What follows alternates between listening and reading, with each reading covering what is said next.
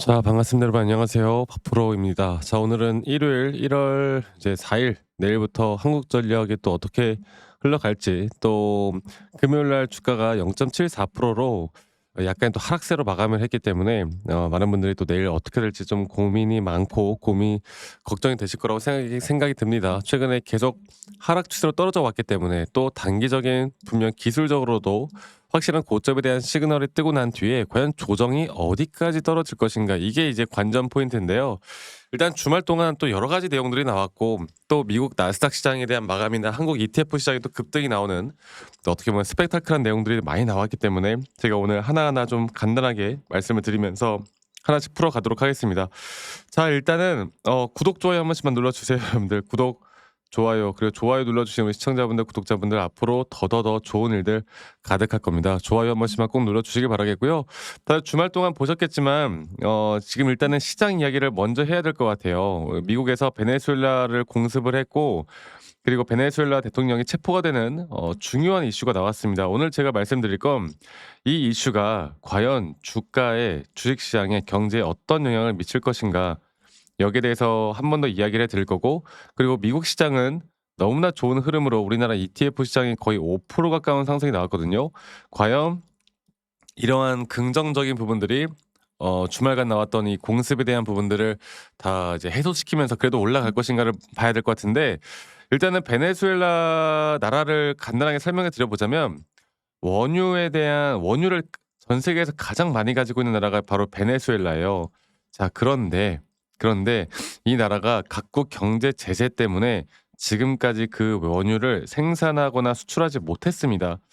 그래서 많은 분들이 "야, 이거 원유값 혹시 올라가는 거 아닌가?" 이렇게 걱정하시는 분들이 많을 텐데, 전 세계에서 원유를 가장 많이 추출하는 나라가 어디인지 아세요? 다들 중동 국가로 알고 계시는 분들이 많겠지만 미국이 가장 많아요. 그래서 이 원유값에 대해서는 저는 그렇게 크게 동요하지 않을 것이다라고 걱정하지 말라고 제가 먼저 말씀을 드리고 싶고, 한 가지 더 말씀드리고 싶은 건, 이런 공습이나 전쟁 이런 뉴스들이 우리가 리스크 오프라고 해 가지고 어떻게 보면은 불확실성, 주식시장에서 대한 불확실성, 그리고 이런 전쟁 이야기가 나오면 나올수록 금이나 달러가 오히려 올라오고 위험 자산이 약간의 단기적인 하락을 하는 그런 형태에 대한 패턴을 보여주는데, 사실 이거는 하루 만에 끝났고요. 이거 대국끼리의 싸움도 아니고, 정말 대국 대 어떻게 보면은 약국을 좀 약간 약한 나라를 하루 만에 대통령까지 체포까지도 완벽하게 해내는 하루 만에 이슈로 끝났다고 봐요. 그래서 오히려 코인 시장도 하락할 줄 알았지만 오히려 상승이 나와줬고요. 그러니까 그렇게 크게 떨어지지 않는 모습이 나왔기 때문에 일단은 시장 자체에는 그렇게까지 부정적인 영향은 안 미칠 것이다, 다행이다, 이렇게 보시면 될 것 같아요. 자, 그래서 오히려 우리가 이제 봐야 되는 게 바로 한국 ETF 시장을 좀 볼게요. 한국 ETF 시장을 좀 보면은, ETF 시장, 잠시만요. ETF 시장이 한 5% 정도 올랐거든요. 네, 지금 보시는 것처럼 5% 정도 상승이 나와줬어요. 이렇게 되면은 우리나라 지수가 약 3% 가량 상승을 하고 시작을 내일 할 가능성이 커집니다. 그런데 중요한 거는, 분명 금요일에도 지수는 신고가를 갔거든. 근데 한국전력은 못 올라갔잖아. 이게 또 그렇게 되는 거 아닌가? 이렇게 말들을 많이 하실 것 같아요. 왜냐면 지금 우리나라 지수를 이끌어가는 건 결국에 뭐예요? 반도체죠. 반도체. 그러니까 AI라는 큰 섹터 안에서 이 반도체와 이 피지컬 AI, 로봇 쪽이 모든 수급을 다 지금 가져가고 있고, 최근에 원전 쪽도 그렇고 이 전력 관련된 섹터들이 약세를 보이고 있습니다. 자, 그런데 결국에 전력도, 원전도, 그리고 한전도 이렇게 올라올 수 있었던 건 무슨 뭐 전기요금을 인상하거나 동결하거나 이것 때문에 올라온 게 아니잖아. 결국에 AI 데이터 센터, 이 데이터 센터에 관련된 전력량이 폭증할 것이다라는 기대감, 또 거기에 묶인 테마로서 올라왔잖아요. 저는 AI 테마는 2026년도에도 절대 끝나지 않는다 봐요. 그리고 이런 AI 테마로서 우리가 앞으로 정확하게 어느 정도 수급에 대한 재분배라고 하죠. 이 수급의 재분배가 되는 시점을 저는 기다려야 된다 보고 있고, 그 기다리는 와중에 우리가 최근에 11월 말에, 작년 11월 말에 1차적인 매도를 할 수 있었던 건 시장을 보고 결정한 게 아니라 어느 정도 수급의 재분배 측면에서 볼 때 단기적인 조정이 나올 만한 기술적인 확실한 시그널이 떴기 때문에 우리가 매도를 한 거였고, 우리가 조정을 조금 더 기다려 보자 하고 있는 딱 그런 상태입니다. 그래서 지금까지 어느 정도 버티신 분들은 절대 지금은 매도 구간이 아닌, 우리가 이제 충분히 다시 한번 매수 구간으로 생각해 볼 만한 자리가 왔다, 얼마 남지 않았다, 이렇게 말씀을 좀 드리고 싶은데, 그래서 한국전력도 여러분들 지금 주가가 뭐 2025년도 한 해 동안 연봉을 볼까요? 보면은 거의 몇 프로에 169%가 올랐어요. 169%가 오르는 거래량이 역대급 최대 거래량이 터졌잖아요. 앞으로 이 추세는 이렇게 끝나지 않습니다. 아시겠죠? 뭐 최근에 특히나 이런 기관들이 뭐 매도를 하고 외인들이 매수하고, 이거는 지금 당장은 중요하지 않아요. 네, 당장은 중요하지 않다. 결국에 수급의 재분배가 오는 시점에는 그전에 어떤 주체가 매수를 하고 매도를 했던 간에 현재 중요한 건 우리가 기술적으로 오히려 풀어가는 게 가장 중요하다라는 점, 제가 이거를 다시 한번 말씀을 좀 드리겠는데, 자 볼게요. 한국전력공사는 저는 계속 보고 있는 구간들이 분명히 있어요.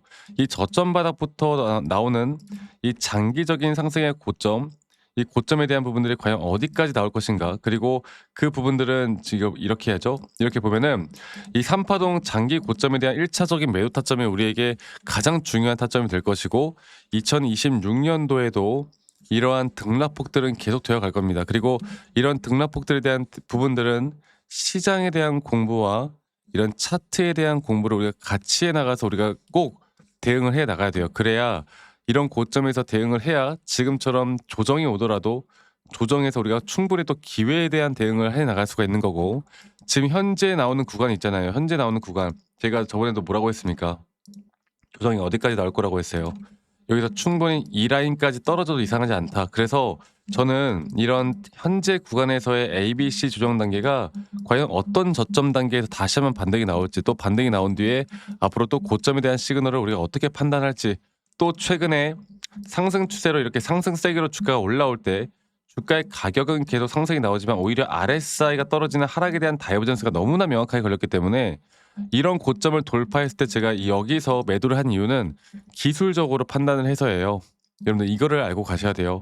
그냥 무조건 올라간다, 뭐 뉴스 기사 보고 판단할 게 아니라, 우리가 앞으로 정확한 타점을 2026년도에는 또 저와 함께 나가면서 제가 이런 타점들이 나올 때 여러분들께 라이브 영상이나 타점에 대한 영상을 계속 공유를 해 나갈 거고, 그리고 우리 또 직장 다니시는 분들, 자영업 하시는 분들, 혹은 주부님들이 매번 또 이런 영상을 보기가 쉽지가 않기 때문에 제가 올해도 여러분들께 영상을 좀 찍기 전에 정말 중요한 타점들이 나올 때는 문자로 먼저 안내를 해 드릴 거고요.